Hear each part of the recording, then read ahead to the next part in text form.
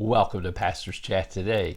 We're going to be looking at Psalm 67. Psalm 67 is a praise psalm that joins with Psalms 65 and 66. The writer is anonymous, as we find in the title, to the chief musician on stringed instruments, a psalm. A song. So this is both a psalm to be read and a song to be sung by the best of the singers, the chief musician, and to be sung accompanied with harps and stringed instruments.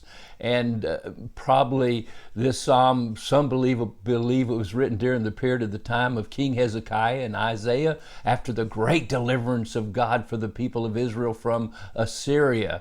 Others, like Spurgeon, in his book, The Treasury of David, believes that it would be a bold person to try to prove that David did not write this psalm.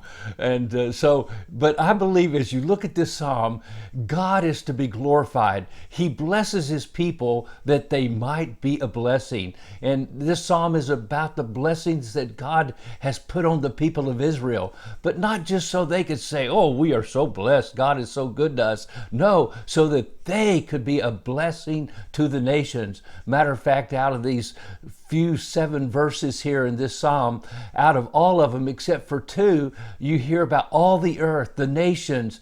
Oh, God wanted his glory to flow from the nation of Israel to the nations of the world. That's what he told Abraham when he called him to be the father of a great nation, the nation of Israel. He said, you are blessed to be a blessing, and through you shall all the families of the earth be blessed. And that's because the nation of Israel would tell us and show us and reveal to us who God really is, a creator God.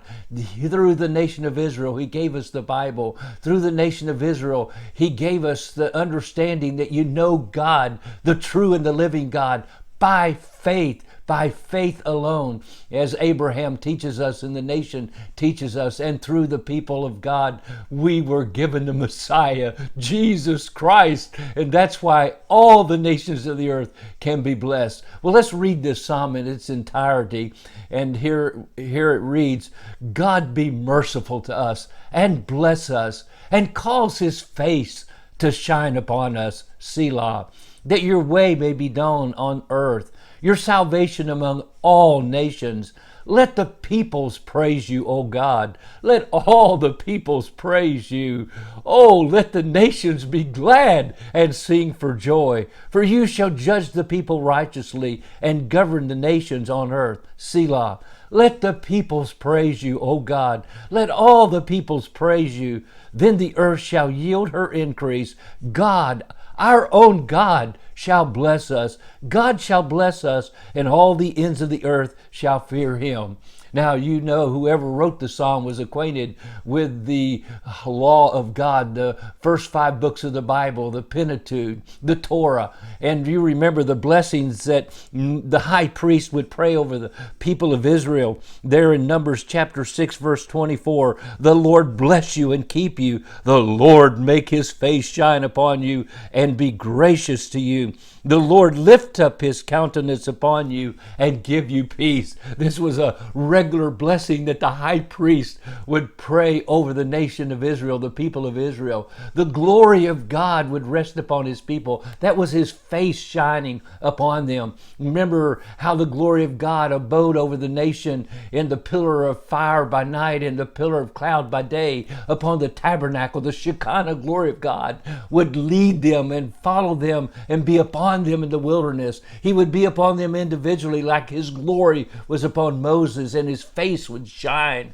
Now the glory of God abides within us in 1 Corinthians 6, 19 and 20. Don't you know that your body is the temple of the Holy Ghost, which is in you, which you have of God? You're not of your own. You've been bought with a price. And we are told today as believers, therefore glorify God in your body and in your spirit, which are God's. In other words, your spirit of life, that spirit, that attitude, that life that you live, that radiates to the people around you, your spirit, glorify God in it. Oh, today, this is a great psalm. We'll look at it a little more detail in the next couple days, but read it over, memorize it maybe, let it speak to your life and your heart. God bless, and you have a wonderful, wonderful day.